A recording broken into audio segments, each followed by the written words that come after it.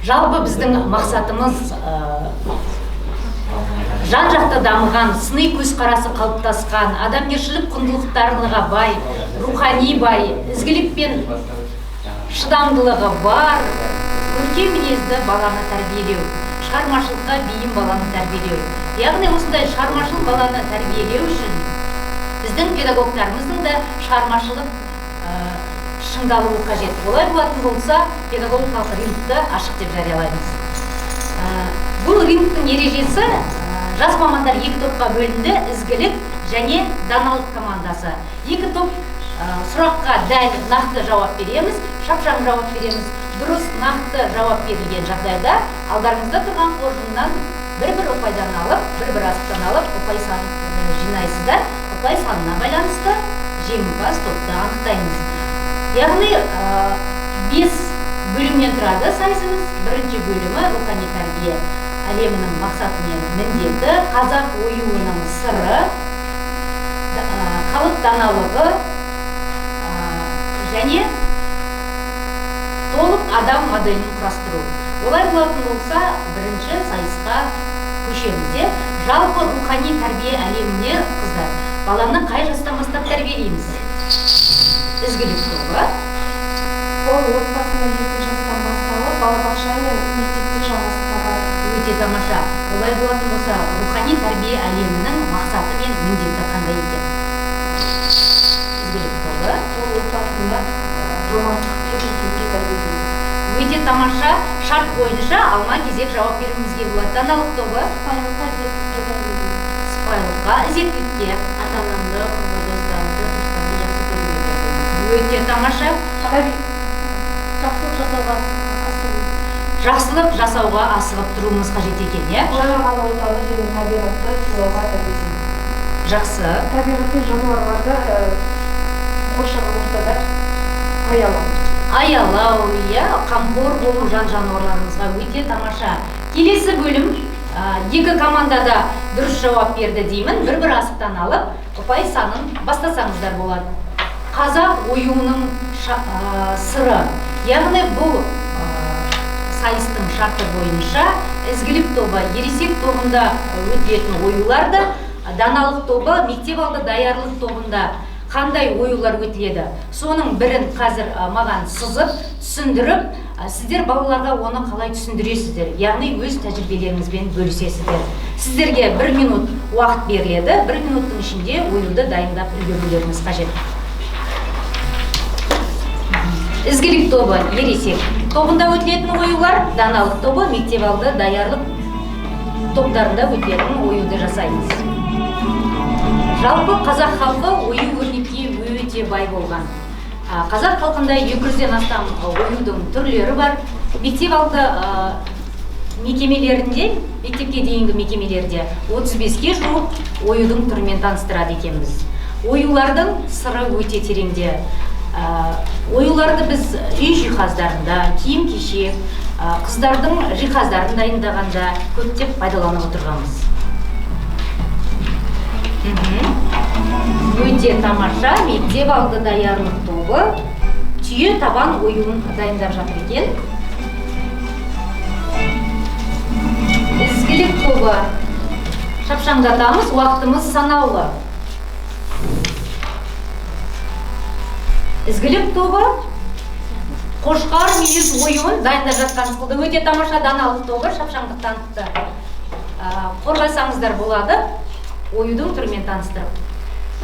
Жалпы мектеп алды даярлық топтарда қаз мойын, түйе өркеш, түйе табан, құс қанаты сияқты ою өрнектермен біз таныстырамыз. Соның ішінде бүгін біз түйе табан оюын жасадық. Түйе табан оюын біз балаларға түсіндірмес бұрын қандай мағына береді, қалай пайда болды, соның барлығын таныстырып өтеміз. Түйе табан деп аталу себебі бұрынғы кезде мал шаруашылығында түйенің әрбір басқан жерінен із қалып отырған. Сол із тура осындай түйе табан сияқты ою болған. Сондықтан оны алыс сапарға шыққан кезде жолаушыны асыл мұратына тез аман есен жетіп алу мақсатында сыйлап отырған екен. Және де біз түйе табанды түсіндірген кезде балаларға біз бірінші түйенің табанынан қалған ізді көрсету арқылы түсіндіріп, таныстырып өтеміз. Және де бұл түйе табан оюы екі жартылай сопақшадан құралған. Біз оны тек оқу қызметтерінде қана емес, бой сергіту жаттығуларында да көрсетіп, балаларға оқу қызметін тақырыбымызды бекітіп отырамыз. Өте жақсы. Ізгілік тобы дайын болсақ, өз оюларыңызбен таныстыра қойыңыздар. Ересек топтарда ботагөз, қызғалдақ, гүл, толқын секілді оюлармен таныстыратын боламыз. Біз қазір сіздерге қошқар мүйізін таныстырсақ, ең алғашқыда мен өз тәжірибемде балаларға қошқар мүйіз ойын түсіндірмес бұрын оқу қызметінің басында осы қошқар мүйіз туралы бір шумақты өлең оқып кетемін. Қазақта бір ою бар, қошқар мүйіз, орын алған тұрағы көрпе киіз. Шеберлер осы оюмен өрнектесе, құлпырып көз тартады оюымыз. Деп сабақ оқу қызметінің басында қошқар мүйіз туралы бір шумақ өлең айтып кетемін. Және балаларға қошқар мүйіздің қалай пайда болған және қошқар мүйізіне ұқсайтын болғандықтан қошқар мүйіз деп аталғандығы туралы айтып, түсіндіріп, көрсетіп өтемін. Және түсіндіріп, көрсетіп қана қоймай, балаларға оқу қызметі барысында сергіту сәтінде білімдерін бекітіп отырамын. Мысалы, осы қошқар мүйіз туралы сергіту сәтін айтып өтетін болсам, ауада сіздің оюды, қошқарымның мүйізін топ-топ басып аяқпен оюларын киіздің деген секілді осы қошқар мүйізге арналған сергіту сәттерін балалармен қайталап білімдерін бекітіп отырамыз. Өте тамаша. Ізгілік тобы өте жақсы жауап берді. Екі асық алсаңыздар болады. Даналық тобы сіздерге бір асық ұпайларыңызға. Өте тамаша. Келесі сайысымыз халық даналығы.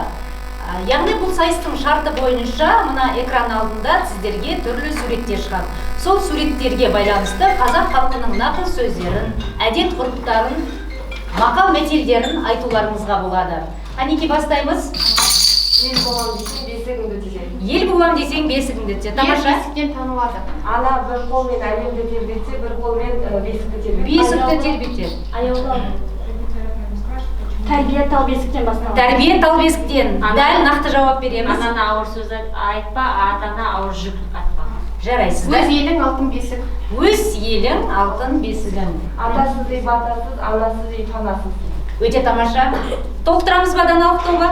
Төрінде бесік тұрса, төреде басын иеді. Тамаша. Бесіктен танылады. Ер бесіктен танылады. Не деген даналық сөздер? Келесі суретті ауыстыра қойыңыз.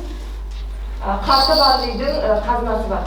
Қарты бар үйдің қазынасы бар. Сылдырмақпен белгі беріп отырамыз. Атадан қалған мұра балаға аманат. Өте жақсы. Келесі. Аталы баланың сөз ойнайды, атасыз баланың көз ойнайды. Жақсы. Атаға баланың адалдығы жоқ. Тамаша. Атадан жақсы бала туса, қар үстінде от жанар, атадан жақсы жаман ұл туса, ат үстінде ит қабар. Тамаша. Ата тұрып ұл сөйлегеннен без, шеше тұрып қыз сөйлегеннен без деген тамаша сөздеріміз бар. Келесі. Өнер алды қызыл тіл. Өнер алды қызыл тіл. Өнерді өзге жүзеді. Қол өнері өлеңде, сөз өнері өлеңде. Тамаша. Өнерге есік аш. Өнер жастан шығады, асыл тастан шығады дейміз. Келесі. Не? Ата, бала, немере. Суреті бейнеленген қандай? Атадан бата алмай ұл болмас, ордадан үлгі алмай би болмас. Тамаша. Ата балаға сыншы. Ата балаға сыншы. Өте орынды. Даналық тобы. Атаның көңілі балада, баланың көңілі далада. Жақсы. Ізгілік тобы. Белсенділік танытамыз. Атадан мал қалғанша тал қалсын. Атадан мал қалғанша тал қалсын. Қандай керемет айтылған сөздер? Ананың сүті бой өсіреді, атаның сөзі ой өсіреді. Тамаша. Келесі суретті көрсете қойыңыз. Отбасы құндылықтар. Ошақ қасы. Отбасы, ошақ қасы. Тамаша. Отбасы қуат, отан қуат, отбасы шуақ. Отан достық. Отбасы сыйы сыйластық, достықтың сыйы қимастық. Қимастық. Тамаша. Даналық тобы. Жақсының басына іс түссе, отбасына білдірмейді, жаманның басына іс түссе, отбасы күлдірмейді. Қонақ асыңа емес, қас қабығына риза. Отбасында бас кетсе, қазаннан ас кетеді. сайына қарай саласы, әкесіне қарай баласы. Тамаша. Даналық тобы қалыспаймыз, кәнекей белсендірек. Жағасы бар, інісі бар, тынысы бар. Өте тамаша. Әкесі тұрып ол сөйлесе ер жеткені, анасы тұрып қыз сөйлесе бой жеткені. Бой жеткені. Тамаша. Әке көрген ол жонар, шеше көрген томшыр. Дұрыс. Келесі слайдты ауыстыра қойыңыз. Оқу бір бұлағы, бір мұныша. Тамаша. Білім инемен құдық қазғандай. Білім инемен құдық қазғандай. Білекті бірді жығады, білімді мыңды жығады. Білімді мыңды жығады. Яғни шарты қазір экранға даналарымыздың ілімдері шығады. Қай дананың ілімі екенін, қандай негізін айтып отырасыздар, неге негізделген. Келесі слайдты. Бала өсіргің келсе дана жүректі, қатты ұста үйрет, білім ізетті. Кім айтқан екен бұны? Жүсіп баласағының ізгілі білімі, мұнда рухани даму туралы айтылсын. Рухани даму туралы, рухани байлығымыз туралы айтылған, Тамаша, келесі.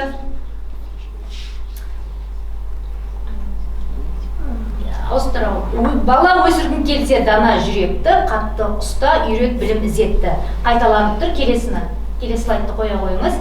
Халқыңа қызмет ет, ізгілерге ізет ет, жаны жайса жайсаңдарға құрмет ет дейді. Қожа Ахмет Яссауидің хал ілімі. Хал ілімі. Онда балаларды шыншылдыққа, әділдікке тәрбиелеу бойынша айтылып кетірген. Адалдыққа тәрбиелеу, негізі. Дұрыс айтып отыр ма даналық тобы? Қосыламыз, келесі. Білімді болу деген жаңалық ашуға қабілетті болу. Кәнекей, ізгілік тобы? Әл-Фарабидің қуатты ілімі, мұнда жақсы көркем мінезді қалыптастыруға негізделген. Яғни біздің толық адам деп отырғанымыздың өзі осы көркем мінез. Адамдар бір-бірімен несімен ерекшеленеді? Тек көркем мінезімен ғана ерекшеленеді екен. Келесі. Шарт нәрсе адамның қасиеті дейді. Ыстық қайрат, нұрлы ақыл, жылы жүрек. Бұл айтар етін кімнің сөзі? Абай Құнанбаевтың толық адам ілімі. Бұл жерде адам бір-бірінен осы үш қасиет, яғни ыстық қайрат, нұрлы ақыл, жылы жүрек арқылы ғана бір-бірінен ерекшеленеді. Осы құндылықтардың адам бойында болуын насихаттайды. Тамаша. Талаптан да білім мен өнер үйрен, білімсіз өнерсіз болады, ақыл тұл дейді. Шағанның арылығы, бұнда арызаннан тәрбиенің бастау ретінде негізделген. Қосыламыз ба, ізгілік тобы? Арыждан болашақ ұрпағымыздың намысшыл, жауапты болуы. Намысшы, қажырлы мінезінің қайратты болғанын қалайды. Келесі, яғни бұл сайысымыздың қалай өтіп кеткен байқамайда қалған сияқтымыз, өте талас тартысты өткен секілді. Бір-бір асықтан өз ұпайларыңызға қоссаңыздар болады. Келесі сайысымыз біздің толық адам моделін құрастыру. Яғни біз ұтымды пайдалану үшін уақытымызды бұл тапсырманы үй жұмысы ретінде үйге бергенбіз.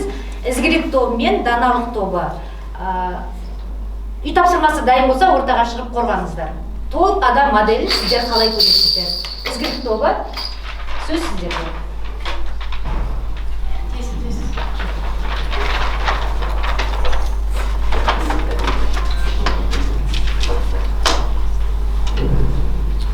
Біз толық адам моделін ағаш ретінде бейнеледік. Ағаш ретіндегі бейнелеудегі себебіміз тамыры отбасы, діңі балабақша. Абай Құнанбаев атамыздың толық адам ілімінде айтылып кеткендей, нұрлы ақыл, ыстық қайрат, жылы жүректі, яғни ақиқаттың ақ жолымен жүретін, сүйіспеншілікпен қызмет жасайтын, дұрыс әрекет жасай алатын, ішкі жан тыныштығы орнаған және ешкімге қиянат жасамайтын қасиеттер, бойында осы қасиеттерге толы адамды біз толық адам деп айтамыз. Рухани бай адам, толық адам деп айтады екенбіз. Тамаша, келесі топ дайын болсаңыздар, даналық тобы. Яғни сіздер толық адамды мәуелі ағашқа бейнеледіңіздер. Біз толық адам деп күн бейнесін алдық. Неліктен күн бейнесін алдық? Біз толық адамды күн сияқты толықсып, жан-жағына жылу, мейірім, шапағатын шашып тұратын адам ғана толық адам деп есептейміз. Толық адамға біз ізденімпаз, шыншыл, қайырымды, мейірімді, сыни ойлай алатын және шығармашылық қабілеттері жоғары адамды ғана біз толық адам деп танимыз. Өте жақсы, рахмет. Олай болса, осымен біздің сайысымыз өз мәресіне жеткен сықылды. Кәнке асықсаны санайықшы, қай топ жеңіске жетті екен? Ізгілік тобы 6 асық, даналық тобы 5 асық. Тамаша, бір ғана асық айырмасымен ізгілік тобымыз жеңіске жетті. Шапалақ сіздердің құрметтеріңізге. Жалпы рухани тәрбие әлемі бойынша өткізілген педагогикалық рингіміз өз мәресіне жақсы жетті деп есептейміз. Бұл рингтің мақсаты жас мамандарымыздың педагогикалық шеберлігін, кәсіби біліктілігін шыңдап, арттырып, үнемі шығармашылық шабыт беріп отыруға өте жақсы.